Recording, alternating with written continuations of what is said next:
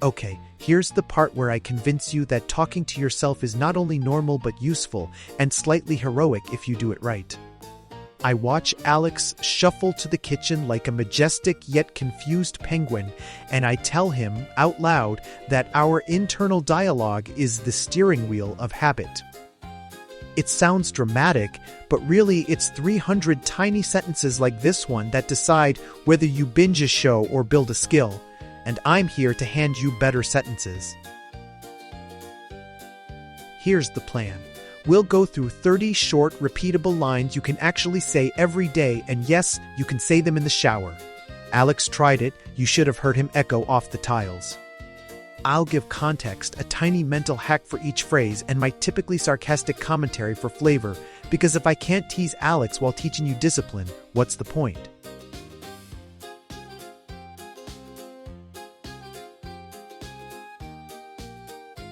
Meet phrase number 1. I start now, not later. I say this to Alex like I'm diffusing a tiny procrastination bomb, very dramatic, slightly theatrical, and oddly effective.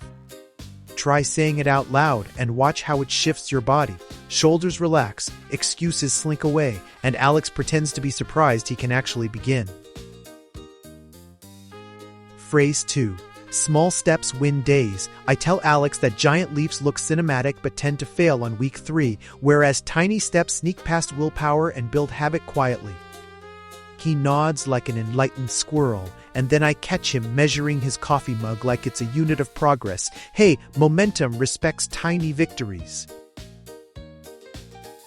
Here's number 3. Consistency beats intensity. I tell Alex that sprints are great for races, not habits, but he still insists on sprinting to the fridge. So we rebrand consistency as the slow, reliable friend who brings soup when you're sick, and Alex chooses soup over a midnight binge playlist for once. Number 4 is a favorite. Progress is better than perfect. I say this line to Alex like a rallying cry when he frets over making a chart too pretty. He calms down because perfection is exhausting and unimpressive, and he discovers the revolutionary idea that messy progress still moves you forward. Number 5. I control the input. I tell Alex that if he feeds his brain junk, it burps back junk motivation. And yes, I used burps on purpose because it made him genuinely laugh. He swaps doom scrolling for a 5-minute reading ritual, and suddenly his brain stops asking for drama like it's in an addiction commercial. And 6, 1 more minute, then done. I teach Alex this like a magic cheat code. It tricks your brain into starting or finishing something by asking for just 60 seconds. He uses it on folding laundry, and what used to be a chore becomes a micro mission he can actually complete, which delights him so much he claps like a tiny, efficient seal.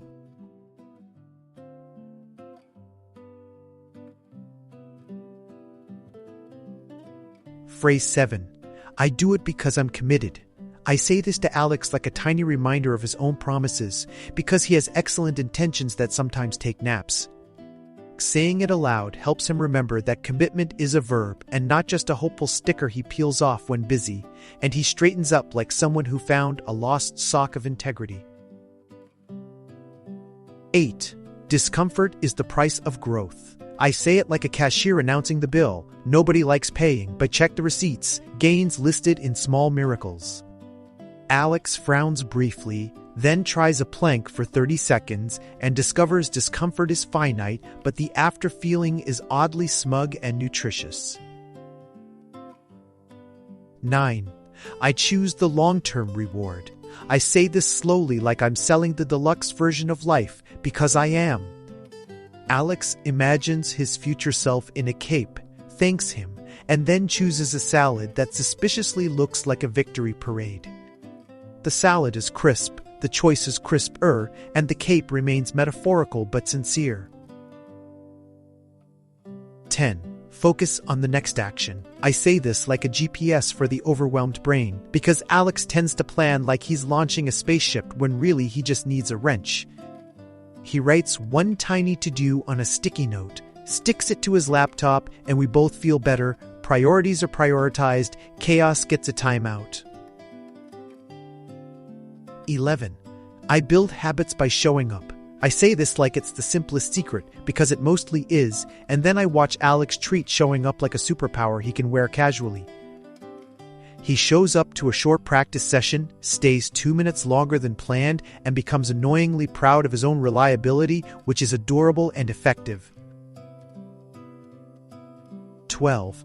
My future self thanks me. I say this while picturing Alex's future self writing a thank you email in all caps and lots of emojis. Okay, maybe not emojis, but dramatic gratitude.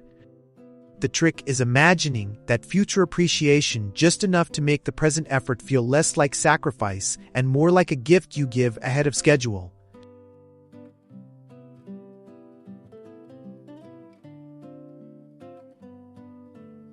"13.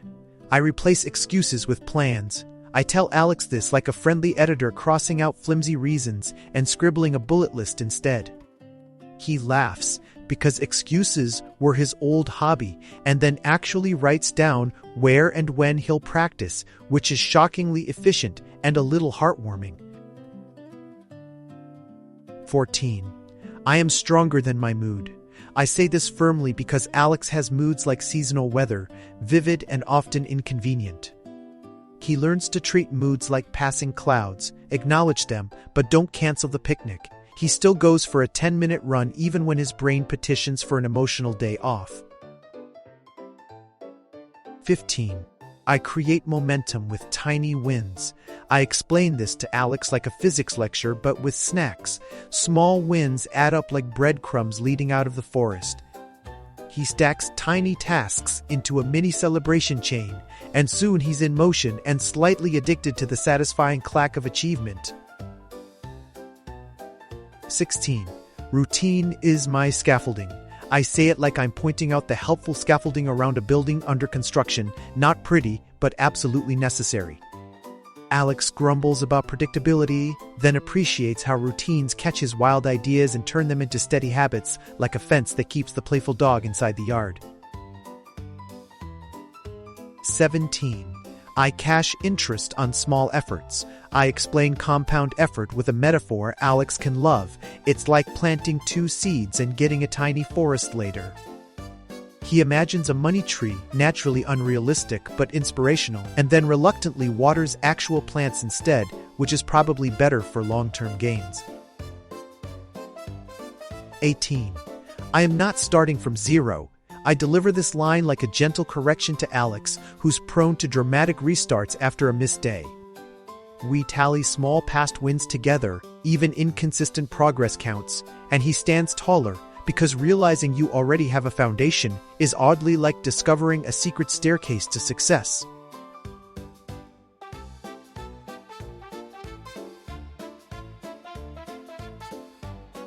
"19. I measure effort, not outcomes.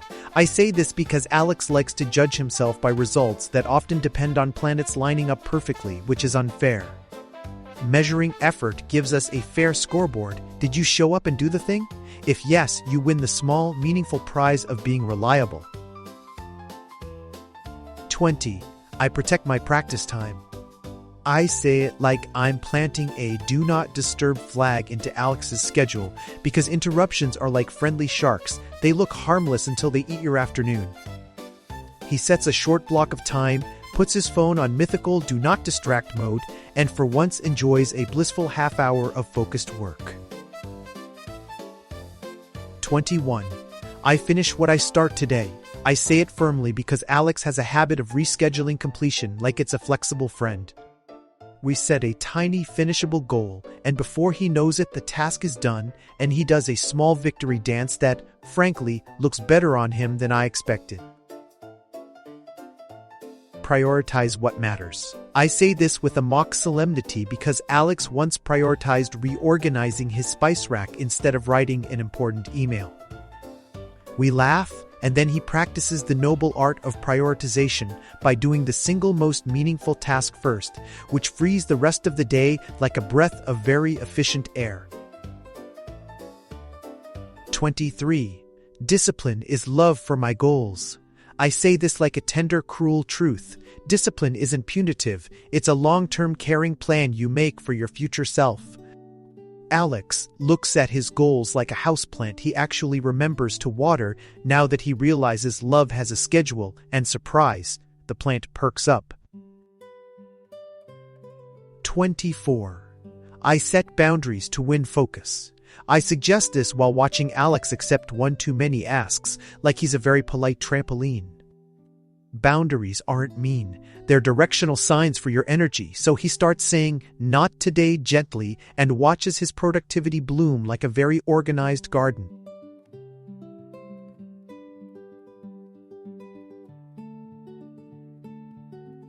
25. I forgive mistakes and continue. I say this because Alex treats every stumble like a full-blown tragic sequel, drama. Instead, forgive quickly, learn the one thing you can do next, and keep going. Alex practices a one-sentence apology to himself and moves on like a champ who knows the plot twist was minor. 26. I celebrate consistency over bursts. I say this as a tiny party invitation to Alex, because his idea of celebration used to be binging everything for a night and then sleeping for a week. Now he claps for showing up 3 days in a row. Yes, 3-day clapping is now an official practice in our household. 27. I commit to doing the work. I say it like a promise with receipts, because promises without action are just late-night monologues. Alex signs his name to a short, practical commitment, no fanfare, just a steady nod, and the act of signing oddly makes the work less mythical and more doable. 28. I learn faster from action than thought. I deliver this like a friendly slap to overthinking. Yes, thinking is useful, but action teaches you the real lesson. Alex finally records a short practice instead of rehearsing endlessly, and he learns in one messy take what he used to plan for 3 days and still not execute. 29. I am building identity, not just habits. I say this like a wardrobe change for your character arc. Habits are the clothes, identity is the style you keep. Alex starts saying, I am the kind of person who, instead of listing tasks, and somehow that phrasing sticks to his behavior like a helpful label. 30. The mic drop phrase, tomorrow is built by today's choices. I say this slowly, as if narrating a small motivational documentary, and then wink at Alex because he tries to take credit for props. The truth is simple. The tiny, repetitive choices you make stack into big outcomes, and saying this phrase reminds you that you're an architect of your future rather than a passive occupant.